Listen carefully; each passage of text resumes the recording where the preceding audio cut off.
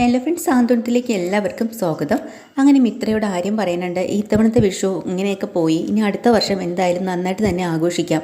എന്തായാലും കൈനീട്ടം അച്ഛൻ്റെ കയ്യിൽ നിന്ന് വാങ്ങണമെന്നൊക്കെ എനിക്ക് ആഗ്രഹം ഉണ്ടായിരുന്നു എന്ന് പറഞ്ഞ് നിൽക്കുന്ന സമയത്താണ് പെട്ടെന്ന് ആര്യം കട്ടിലേക്ക് ശ്രദ്ധിക്കുന്നത് കേട്ടോ. കട്ടിലിൻ്റെ അപ്പുറത്തൊരു പൊതിയും 100 രൂപ നോട്ടും ഇരിക്കുന്ന കണ്ടിട്ട് പെട്ടെന്ന് ചോദിക്കുന്നുണ്ട്, ഇത് ആരാ, എങ്ങനെ ഇവിടെ കൊണ്ടുവച്ചതെന്നൊക്കെ ചോദിക്കുക. അപ്പോഴാണ് മിത്ര പറയുന്നത്, ചിലപ്പോൾ അച്ഛനായിരിക്കും, ഞങ്ങൾക്ക് എല്ലാവർക്കും ഇതുപോലെ ഒരു പൊതിയും പൈസയാണ് തന്നത്. ആര്യനുള്ളത് അങ്കിൾ ഇവിടെ കൊണ്ട് വെച്ചതായിരിക്കും ആര്യാന്ന് പറയാം കേട്ടോ. ഞാൻ ആര്യനെ കാത്ത് നിൽക്കുകയായിരുന്നല്ലോ വെളിയിൽ. എന്നോടപ്പോൾ ചോദിച്ചിരുന്നു, ആര്യൻ എന്താ വന്നില്ലേ, എത്ര സമയമാവും വരാൻ, ഇതുവരെ എത്തിയില്ലേ എന്നൊക്കെ. എന്നിട്ട് എന്നെ പാസ് ചെയ്ത് ഇങ്ങോട്ട് പോകുന്ന ഞാൻ കണ്ടായിരുന്നു. ആ സമയത്തായിരിക്കും ഇവിടെ കൊണ്ട് വെച്ചതെന്ന് പറയാം. അങ്ങനെ ആര്യൻ അത് സന്തോഷമാവണം. അച്ഛൻ്റെ കൈനീട്ടമല്ലേ. ആ പൈസയും എടുത്ത് പൊതി തുറന്ന് നോക്കുമ്പോൾ നല്ല റെഡ് കളറിലുള്ള ഒരു ഷർട്ടാണ്. അത് ഭയങ്കരമായിട്ട് ആര്യന് ഇഷ്ടപ്പെടുന്നുണ്ടോ. അതും കൊണ്ട് നേരെ അകത്തെ നമ്മുടെ അലമാരയുടെ മുന്നിൽ കൊണ്ടു നിന്നിട്ട് കണ്ണാടീൻ്റെ മുന്നിൽ നിന്നിട്ട് വെച്ചൊക്കെ നോക്കുകയാണ്. എന്നിട്ട് മിത്രയോട് ചോദിക്കുന്നുണ്ട് എങ്ങനെയുണ്ടെന്ന്. പിന്നെ സൂപ്പറാ, അങ്കിളുടെ സെലക്ഷൻ അടിപൊളിയായിട്ടുണ്ട്. ചില നേരത്തെ അങ്കിളുടെ ദേഷ്യവും ഇതൊക്കെ കാണുമ്പോഴേ വല്ലാണ്ട് നമുക്ക് അസ്വസ്ഥത തോന്നും. പക്ഷേ നമ്മളോട് ഉള്ളിൻ്റെ ഉള്ളിൽ കാണിക്കുന്ന സ്നേഹം കണ്ട അതെല്ലാം നമ്മൾ മറക്കും ചെയ്യുക ആര്യ എന്ന് പറയുമ്പോൾ ആര്യൻ ഇങ്ങനെ ആലോചിച്ച് ചിരിച്ച് നിൽക്കുക. നേരം വെളുക്കുമ്പോൾ തന്നെ പതിവില്ലാത്ത രീതിയിൽ തന്നെ ആകാശം ആര്യനും കൂടെ സിറ്റ് ഔട്ടിൽ വന്നിട്ട് എക്സർസൈസൊക്കെ ചെയ്യുകയാണ്. എന്നിട്ട് ആര്യം പറഞ്ഞിട്ടുണ്ട്, ഒന്ന് ജിമ്മിലൊക്കെ പോകണമെന്ന് എനിക്ക് വലിയ ആഗ്രഹമുണ്ട്, ഒന്നും അങ്ങോട്ട് നടക്കണില്ല. ഇനിയിപ്പോൾ ഇന്ന് തന്നെ ഇത്രയെങ്കിലും ഇവിടെ വർക്കൗട്ട് ചെയ്യാൻ പറ്റിയത് തന്നെ വലിയ ഭാഗ്യമാടാ, ഇത്രയെങ്കിലും സമയം കിട്ടിയത് എന്ന് ആകാശം പറയുന്നുണ്ട് കേട്ടോ. അങ്ങനെ ഇവർ രണ്ടുപേരും കൂടെ അങ്ങോട്ട് സംസാരിച്ചുകൊണ്ടിരിക്കുന്ന സമയത്ത് പെട്ടെന്ന് ആകാശ് മീനാക്ഷി പറയുന്നുണ്ട്, എടാ നീ ഇന്നലെ രാത്രി എപ്പോഴാണ് വന്നത് എന്ന് ആര്യനോട് ചോദിക്കുമ്പോൾ ആര്യം പറയാം, ഞാൻ ഇന്നലെ ഒത്തിരി ലേറ്റായിട്ടാണ് വന്നത്. പിന്നെ മിത്ര വന്ന് കഥക്ക് തുറന്ന് തന്നല്ലോ. അതൊരു ഭാഗ്യമായി. മിത്ര നിൻ്റെ ഭാഗ്യമാടാ. അത് വേറൊന്നും കൊണ്ട് പറഞ്ഞതല്ല. അവളെന്നാലും നമ്മുടെ രണ്ടുപേരെയും ഭാര്യമാരും നല്ലവരാ.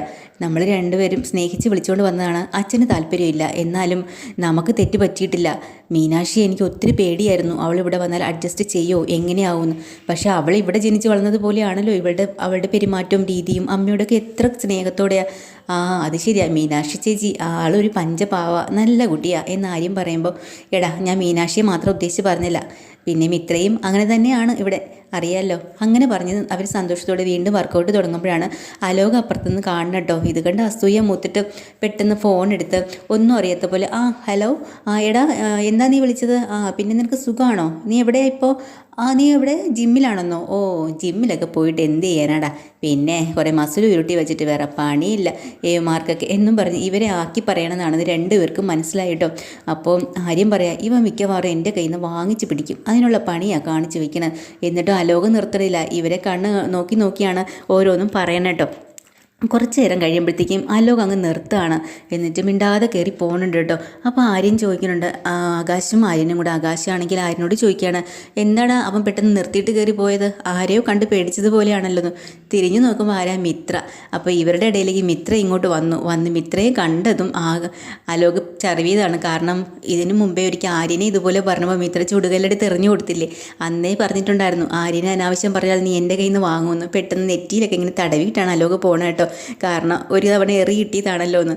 അങ്ങ് ആകാശിനോട് മിത്രയോട് ചോദിക്കുന്നു, മിത്രയെ അവനെന്താ പെട്ടെന്ന് പോയത്? അപ്പോൾ മിത്ര പറയാം, എനിക്കറിയില്ല, അതേ ആര്യനോട് ചോദിച്ചു നോക്ക്, അത് പറയും എന്ന് പറഞ്ഞിട്ട് മിത്ര കയറി പോവാണ്. അപ്പോൾ ആര്യം പറയണ, വേറൊന്നുമില്ല ഏട്ടാ, അന്നൊരു ദിവസം ചുടുകല്ലെടുത്ത് മിത്ര എറിഞ്ഞില്ലേ അവൻ്റെ തലയിൽ, ഓർമ്മ ഉണ്ടാ മിത്രയെ കണ്ടപ്പോൾ അവൻ മിണ്ടാതെ വാലും ചുരുട്ടി പോയത്. അത് കൊള്ളാമല്ലോ സംഭവം, നന്നായിട്ടുണ്ടല്ലോ എന്നൊക്കെ ഇങ്ങനെ പറയാം. അതും കേട്ടുകൊണ്ട് അലോക് നേരെ അകത്തേക്ക് ചെല്ലുമ്പോൾ രാജശ്രീ ഓടി വന്ന് ചോദിക്കുകയാണ്, എടാ അവിടെ എന്താ പ്രശ്നം? വീണ്ടും തുടങ്ങിയോ പ്രശ്നം അവന്മാരുമായിട്ട്? എന്തായിരുന്നു സംസാരം?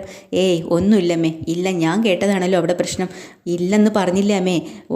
നീനൊക്കെ എന്നോട് കിടന്ന് കുറയ്ക്കാൻ മാത്രമേ നിന്നെ കൊണ്ട് പറ്റത്തുള്ളൂ. അവന്മാരെ കാണാൻ വാലും ചുരുട്ടി ഇരിക്കുമല്ലേ. അങ്ങാടി തോറ്റേനെ അമ്മയുടെ നെഞ്ചത്തുനിന്ന് കേട്ടിട്ടുണ്ട്, ഇതാ നീ ഇവിടെ ചെയ്യുന്നത്. അപ്പോഴാണ് അച്യുതൻ വരുന്നത്. എന്താ? അപ്പോൾ രാജശ്രീ പറയാം, അപ്പുറത്തവന്മാരുമായിട്ട് എന്തോ സംസാരമായിട്ട് വന്നിരിക്കുക. എന്നിട്ട് അവൻ പറയണ, ഒന്നും നടന്നിട്ടില്ല, ഒരു പ്രശ്നവും ഇല്ലയെന്നും. നാണം കെട്ടവൻ, നീയാണെങ്കിൽ അവൻ്റെയൊക്കെ വായിക്കണം കേട്ടിട്ട് വന്നാൽ മതി, അച്ഛനും അതെ മോനും അതെ എന്നും പറഞ്ഞ് രാജശ്രീ വഴക്കൊടുക്കാട്ടോ. എന്നിട്ട് പറയുന്നുണ്ട്, നീ കൂടുതൽ നിന്ന് സംസാരിക്കേണ്ട കാര്യമില്ല, വലിയ വീരവാദങ്ങൾ അടിക്കും, ഞാൻ അത് ചെയ്യും ഇത് ചെയ്യുമെന്ന്. ആണിതിൻ്റെ കല്യാണം നമ്മുടെ കൂന്നും പറഞ്ഞ് എന്തൊക്കെ വീരവാദങ്ങളായിരുന്നു. ഇവിടെ ഒരുത്തനെയും വിളിച്ചുകൊണ്ട് വന്നിട്ട് എന്തെങ്കിലും നടന്നോ? എന്നിട്ട് ഇപ്പം കാണിക്കുന്ന കണ്ടില്ലേ, എല്ലാത്തിലും ഉപരി ഇന്ന് നമ്മളിത് ഇവിടം വരെ കൊണ്ടെത്തിച്ചതെല്ലാം അവരാ. ദേവമംഗലത്തുള്ളവർ വിജയിച്ച് നിൽക്കുന്ന കണ്ടിട്ട് എനിക്ക് പറ്റുന്നില്ല അച്യുതേട്ടാ, അതുകൊണ്ടൊക്കെ ഞാൻ പറഞ്ഞു പോണതാ, അല്ലാതെ നിങ്ങൾ താഴ്ത്തിക്കെട്ടാൻ വേണ്ടി പറയണമല്ലാന്ന്. അപ്പോൾ അവിടെ അച്യുതൻ പറഞ്ഞോട് നീ ഒന്ന് സമാധാനപ്പെടും, ഇതിനെല്ലാം അധികം താമസിയാതെ ഇതിനെല്ലാം ശരിയാവും. ഓ ഇന്നാവും നാളെ ആവും എന്ന് പറഞ്ഞുകൊണ്ടിരുന്നാൽ മതി. സ്വപ്നം കണ്ടിട്ട് ഒന്നും ഇവിടെ നടക്കാൻ പോണില്ല എന്നുള്ള കാര്യം എനിക്ക് നന്നായിട്ട് അറിയാം. അങ്ങനെയല്ല, അതൊക്കെ നടക്കും. പിന്നെ ഇപ്പം നമുക്ക് അമ്മ ഒന്ന് അടങ്ങ്, ചാടി കയറി ഇപ്പോൾ ഒന്നും ചെയ്യാൻ നിൽക്കണ്ട. നമുക്കിപ്പോൾ കിട്ടാനുള്ളത് എഴുതി വാങ്ങാം. ഈ വീട് ഇപ്പോൾ നമുക്ക് എഴുതി തരാമെന്ന് വലിച്ചൻ പറഞ്ഞില്ലേ, എത്രയും വേഗം അത് നമ്മുടെ കൈക്കലേക്ക് ആക്കണം. അതെ, അത് വേണം, എത്രയും വേഗം ആക്കണം. പിന്നെ ആ മീനാക്ഷി, അവളെ ഒരുത്തി കാരണം നമ്മളിന്ന് ഇവിടെ നിൽക്കുന്നത്. ആ യൂണിറ്റിന് ഒരു സാങ്ഷൻ തന്നാലല്ലേ നമുക്ക് എന്തെങ്കിലും ചെയ്യാൻ പറ്റൂ. അവളെ ഇവിടുന്ന് സ്ഥലം മാറ്റാമെന്ന് പറഞ്ഞിട്ട് അതെങ്കിലും നടക്കുന്നുണ്ടോ? മന്ത്രിയുണ്ട്, മറ്റവരുണ്ട്, മറിച്ചവരുണ്ടെന്നെല്ലാം പറയുന്നുണ്ട്, ഒരു കാര്യം നടക്കണില്ല എന്നും കൂടെ പറയുമ്പോൾ അതൊന്നും വൈകാതെ അതിനുള്ള പണി ചെയ്തുകൊണ്ടിരിക്കുക രാജശ്രീ, നീ ഒന്ന് അടങ്ങ്, ഉടനെ തന്നെ അതിനുള്ള പണി കിട്ടിക്കോളും എന്നൊക്കെ ഇങ്ങനെ പറയാട്ടോ. അപ്പോൾ ആ ഒരു സന്തോഷത്തിൽ രാജശ്രീ ഇങ്ങനെ നിൽക്കണം. അമ്മയെ ഒന്ന് അടക്കി നിർത്താൻ വേണ്ടിയിട്ടാണ് ആ ലോകം പറയണത് വീടിൻ്റെ കാര്യം. അങ്ങനെ വീട് കിട്ടുന്നുള്ള സന്തോഷത്തിൽ ഇങ്ങനെ സന്തോഷിച്ച് നിൽക്കുകയാണ്. ആ സമയത്ത് തൊട്ടപ്പുറത്ത് രാവിലെ തന്നെ ജോലിക്ക് പോകാനായിട്ട് ബാലൻ ഇറങ്ങാം കേട്ടോ. അപ്പോൾ ശ്രീദേവി പതിവ് പോലെ ഒരു ചായയും കൊണ്ട് വരികയാണ്. ബാലച്ച ചായ കുടിച്ചിട്ട് പോവാന്ന്. അപ്പോൾ ബാലൻ പറയാം, എൻ്റെ പൊന്നു മോളെ, ഞാനിപ്പോൾ കുടിച്ചതല്ലേ ഉള്ളൂ, ഇനി ഒരു ചായ കൂടെ കുടിക്കണോ? കുടിക്കുക എന്ന് പറഞ്ഞ് നിർബന്ധിച്ച് കുടിപ്പിക്കുക കേട്ടോ. ഇതും കണ്ടുകൊണ്ട് നമ്മുടെ ഗോമതി അങ്ങോട്ട് വരികയാണ്. വന്നിട്ട് പറയാം, എന്താ ബാലേട്ട ഇത്, ഒരു ദിവസം എത്ര ചായ കുടിക്കേണ്ടത്? അതൊന്നും വേണ്ട, ആരോഗ്യത്തിന് നല്ലതല്ല, ഇങ്ങോട്ട് എടുത്തേ എന്ന് പറഞ്ഞാൽ കപ്പ് ഇങ്ങോട്ട് പിടിച്ച് വാങ്ങണം. പക്ഷേ ശ്രീദേവി വിടുവോ? ശ്രീദേവി തിരിച്ച് ആ കപ്പിനെ പിടിച്ച് വാങ്ങിച്ചിട്ട് പറയാ, മക്കളൊക്കെ അച്ഛന്മാർക്ക് ചായ കൊടുത്തെന്നും പറഞ്ഞേ ആരോഗ്യത്തിന് ഒരു കേടും വരില്ല, അമ്മ ഇങ്ങോട്ട് വിട്ടേ, അച്ഛൻ കുടിക്കേ എന്നും പറഞ്ഞുകൊണ്ട് നിർബന്ധിച്ച് കുടിപ്പിക്കുക കേട്ടോ. അപ്പോൾ ബാലൻ പറയാം, സാരയില്ല, ഞാൻ കുടിച്ചോളാം, അവൾ സ്നേഹത്തോടെ കൊണ്ടുവന്നതല്ലേ, ഞാൻ കുടിച്ചോളാം എന്ന് പറയാം. ഈ സമയം ഇവിടുത്തെ സംസാരമൊക്കെ കേട്ട് മീനാക്ഷി ആകാശം ഇറങ്ങി വന്നിട്ടുണ്ട്. അതുപോലെ അനിമോളും ഓരോരുത്തരായിട്ടും കൂടെ ഇറങ്ങി വന്നിട്ടുണ്ട് കേട്ടോ. എന്നിട്ട് അപ്പോഴാണ് ആകാശിനെ കുറച്ച് വഴക്ക് വെച്ച് കൊടുക്കുന്നുണ്ട്. എവിടെയോ ഒരു ചെക്ക് കൊണ്ട് കൊടുക്കാൻ പറഞ്ഞിട്ട് മടി കാണിച്ച് നിൽക്കുകയാണെന്ന് പറഞ്ഞുകൊണ്ട് കുറേ വഴക്ക് കൊടുക്കട്ടോ ആകാശിന്. എന്നിട്ട് പറയാം, ഉത്തരവാദിത്വം ഇല്ല, മടിയൻ, അത് ഇതെന്ന് പറഞ്ഞ് കുറ്റപ്പെടുത്തുകയാണ്. എന്നിട്ട് ഉടനെ ഗോമതി അതിൽ കയറി ഇടപെട്ടിട്ട്, ബാലട്ട ഒന്നും മിണ്ടാതിരിക്കുക എന്ന് പറയാം. നീ മിണ്ടാതിരിക്കുക, ചുമ്മാ എല്ലാവരും മിണ്ടാതിരിന്ന് പറഞ്ഞാൽ മതിയോ? ഉത്തരവാദിത്തങ്ങൾ വേണം, ഉത്തരവാദിത്തങ്ങൾ. പിന്നെ ആനന്ദിനെ കണ്ടു പഠിക്കുക. ആനന്ദാണ് ഈ വീട്ടിൽ ഏറ്റവും കൂടുതൽ ഉത്തരവാദിത്തമായിട്ട് കാര്യങ്ങൾ നടത്തുന്നത്. പിന്നെ എന്തുകൊണ്ടാണെന്നറിയോ, അതിനൊക്കെ കാരണമുണ്ട് എന്ന് പറഞ്ഞ് നിൽക്കട്ടോ. അപ്പോൾ ഉടനെ തന്നെ ധർമ്മം പറയാം, അവൻ്റെ അപ്പോൾ എന്തിനാ ഇങ്ങനെ ആകാശിനെ ഇങ്ങനെ വഴക്ക് പറയണേന്ന് ചോദിക്കാട്ടോ. വഴക്ക് പറയാതെ പെട്ടെന്ന് ഞാൻ പറഞ്ഞെടുത്തിട്ട് നീ കറക്റ്റ് സമയത്ത് ചെക്ക് കൊണ്ട് എത്തിച്ചോളണം, അല്ലെങ്കിലാണ് എൻ്റെ സ്വഭാവം മാറുന്നത് എന്ന് പറഞ്ഞ് ആകാശിനെ വരട്ട. അപ്പോഴാണ് ആര്യനും ഇത്രയും കൂടെ അങ്ങോട്ട് വരുന്നത്. ഉടനെ ബാലൻ പറയാം, ആഹാ വന്നല്ലോ ഇവിടുത്തെ രാജാവ്, ഇന്ന് ഒരു ആവശ്യത്തിന് വീട്ടിൽ കാണത്തുമില്ല, പാതിരാത്രി കയറി വരെയും ചെയ്യും എന്നും പറഞ്ഞിട്ട് ആര്യനെ വഴക്ക് പറയാട്ടോ. ഉടനെ ധർമ്മൻ ഇടപെട്ടിട്ട് പറയാം, മിത്രയുടെ മുമ്പിൽ വെച്ചാണോ ഇങ്ങനെയൊക്കെ പറയണ അളിയാ, വഴക്ക് പറയല്ലേ അവനെ, എന്താടാ മിത്രയുടെ മുമ്പിൽ വെച്ച് പറഞ്ഞാൽ കുഴപ്പം, മിത്ര അവൻ്റെ ഭാര്യയല്ലേ, അവളറിയേണ്ട കാര്യങ്ങളൊക്കെ, അവനെന്തെങ്കിലും തെറ്റിച്ചതാൽ അത് തിരുത്തേണ്ടതും അവളുടെ കടമയാണ്. ഇവിടെ ആനന്ദ് കണ്ടില്ലേ, ആനന്ദ് എന്തെല്ലാമാണ് കൃത്യമായിട്ട് ഈ വീട്ടിൽ ചെയ്യുന്നത്. അത് എന്തുകൊണ്ടെന്നറിയാമോ, അവന് നല്ലൊരു ഭാര്യയുണ്ട്, നല്ല അടക്കവും ഒതുക്കവും, അവനെ ഓരോ കാര്യങ്ങൾ പറഞ്ഞ് മനസ്സിലാക്കി ഒക്കെ ചെയ്യുന്ന ഒരു ആൾ, നമ്മളെ ശ്രീദേവി മോള് എന്നും പറഞ്ഞാൽ അടിച്ച് പൊക്കുക കേട്ടോ. പിന്നെ നിന്നോട് ഞാനൊരു കാര്യം പറയണം, സമയത്തിനും കാലത്തും വീട്ടിൽ നീ കയറിക്കോണം. ഞാൻ പറഞ്ഞതുപോലെ രാത്രി 10 മണിയാകുമ്പോൾ വീട്ടിൽ കയറിയില്ല എന്നുണ്ടെങ്കിൽ ഡോർ അടയ്ക്കും, അത് ഉറപ്പാണ്. എനിക്ക് അങ്ങനെ വരാനൊന്നും പറ്റത്തില്ല, ഞാൻ ചെയ്യുന്ന ജോലി അങ്ങനെയാണ്, ചിലപ്പോൾ അങ്ങോട്ടോ ഇങ്ങോട്ടൊക്കെ മാറിയെന്നിരിക്കും.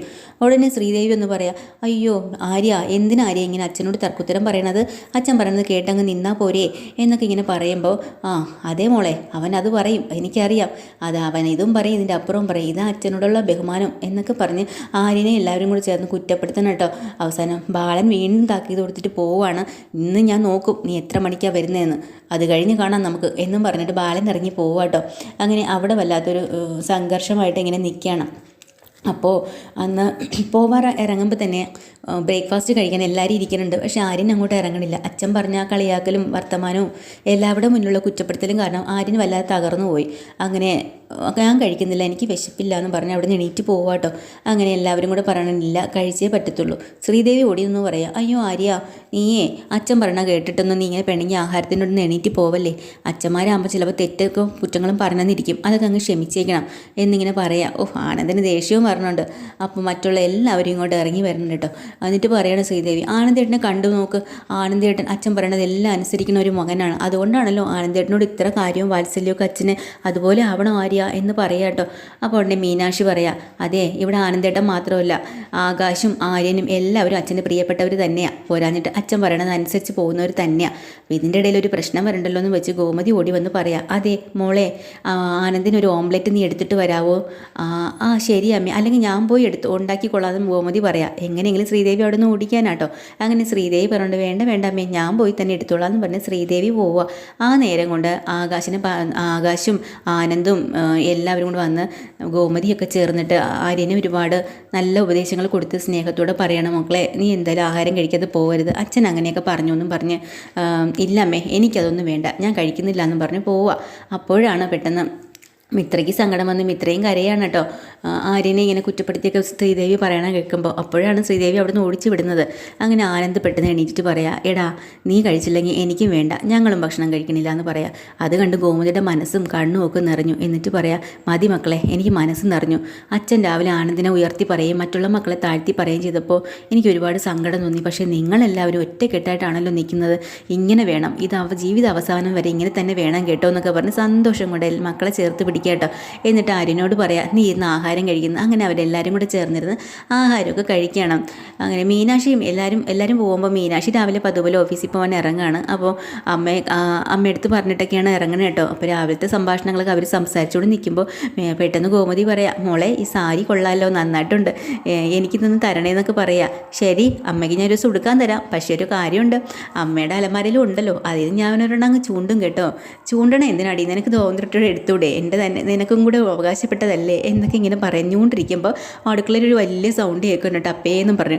അപ്പോൾ മീനാക്ഷി ചോദിക്കുക, എന്താ അമ്മ അടുക്കളയിൽ എലി വല്ലതും വീണോ അതോ പൂച്ചയാണോ? എടിയും അവിടെ ഒരു വലിയ കെണി വെച്ചിരുന്നില്ലേ എലിക്ക് വേണ്ടി, ആ ഒരു കെണി വീണിട്ടുണ്ട്, അതാ. എന്ത് കെണി? ശ്രീദേവി എന്നും പറഞ്ഞൊരു കെണി അവിടെ ഉണ്ടല്ലോ, അതാ എന്നും പറഞ്ഞ് അവരങ്ങോട്ട് ചിരിക്കാനും തുടങ്ങി കേട്ടോ. അപ്പോഴാണ് നമ്മുടെ ഗോമതി പറയാം, ഞാൻ ഇന്നൊരു കാര്യം തീരുമാനിച്ചിട്ടുണ്ട്, ഇന്ന് ടിഫിൻ ബോക്സിൽ ചോറും കൊണ്ട് പോകാനുള്ള പരിപാടിയില്ല ഈ അവിടുത്തെ എടുക്കാം. എടി ഒരു വീടായാലും എന്നും എന്തിനാ സദ്യ ഒരുക്കണത്, അവൾക്ക് എന്നും സാമ്പാർ അവിയൽ എല്ലാം വേണം, പിന്നെ വല്ലപ്പോഴും ആണെങ്കിലും കുഴപ്പമില്ല. ഇന്ന് ഞാനിപ്പോൾ ഒരു പണി വെച്ചിരിക്കുക. എന്താ അമ്മേ? അവളെ ആനന്ദിന് ചോറ് കൊണ്ട് കൊടുത്തോട്ടെ, കുഴപ്പമില്ല, പക്ഷേ ബാലേട്ടനെ കൊണ്ടു കൊടുക്കാൻ ഞാൻ സമ്മതിക്കില്ല. ഇന്ന് ഞാനൊരു തീരുമാനിച്ച് വെച്ചിരിക്കുക, ഇന്നിവിടെ എന്തെങ്കിലും സംഭവിക്കുമെന്ന് പറയാം. അങ്ങനെ തന്നെ വേണം അമ്മേ, ഉള്ളിലുള്ളതെല്ലാം പുറത്തേക്ക് വരട്ടെ, കുറച്ചൊക്കെ അമ്മായിയമ്മ പോരെ എടുക്കണം, അതാ വേണ്ടത്. കുഴപ്പമില്ലല്ലേടി പറയുന്നുണ്ട്, ഒരു കുഴപ്പമില്ല അമ്മയെന്ന് പറയട്ടോ. അങ്ങനെ മിത്രയും മീനാക്ഷിയും കൂടെ ഗോമതിയെ നല്ലപോലെ ഇളക്കി വിടുന്നുണ്ട്, ശ്രീദേവിയെ വരച്ച വരയ്ക്ക് നിർത്താൻ വേണ്ടിയിട്ട്. അപ്പോൾ അവർ പറയാം, എന്നിട്ട് പറഞ്ഞു കൊടുക്കുകയാണ്, ഇപ്പം തന്നെ എന്തെല്ലാം കാര്യങ്ങളാണ് കൈക്കലാക്കിയത്, വന്നപാടെ അടുക്കള ഭരണം അങ്ങ് എടുത്തു, പിന്നെ ഒന്നൊന്നായിട്ട് അച്ഛൻ്റെ കാര്യങ്ങൾ അങ്ങ് ഏറ്റെടുക്കാൻ തുടങ്ങി. അപ്പം മിത്ര പറയാം, ഇനിയിപ്പം അങ്കിളിൻ്റെ പൈസയും ബാഗും ഒക്കെ സ്വന്തമാക്കാൻ തുടങ്ങും. അത് കഴിഞ്ഞ് ഇവിടുത്തെ വലിയ കൂട്ടത്താക്കോലും കൂടെ കയ്യിലാക്കി കഴിഞ്ഞാൽ മൊത്തം സർവാധികാരം അങ്ങ് ശ്രീദേവിക്ക് തന്നെ ആവും എന്ന് പറയുമ്പോൾ ഗോമതി ഞെട്ടി പോവുകയാണ്. എന്നിട്ട് പറയാം, അപ്പച്ചി പറയണ പോലെ ഇനി കേട്ടില്ലെങ്കിൽ എന്ത് ചെയ്യും, കേൾപ്പിക്കും, അതിനുള്ള പരിപാടിയൊക്കെ എനിക്കറിയാം എന്ന് പറഞ്ഞ് ശ്രീദേവിക്കുള്ള പണി കൊടുക്കാനായിട്ട് റെഡിയായി നിൽക്കുക കേട്ടോ ഗോമതി. ഇന്നത്തെ എപ്പിസോഡ് തീരുന്നത് പുതിയൊരു എപ്പിസോഡ് വീണ്ടും വരാം. ചാനൽ ഇഷ്ടമായി ലൈക്ക് ചെയ്യുക, സബ്സ്ക്രൈബ് ചെയ്യുക. Thank you.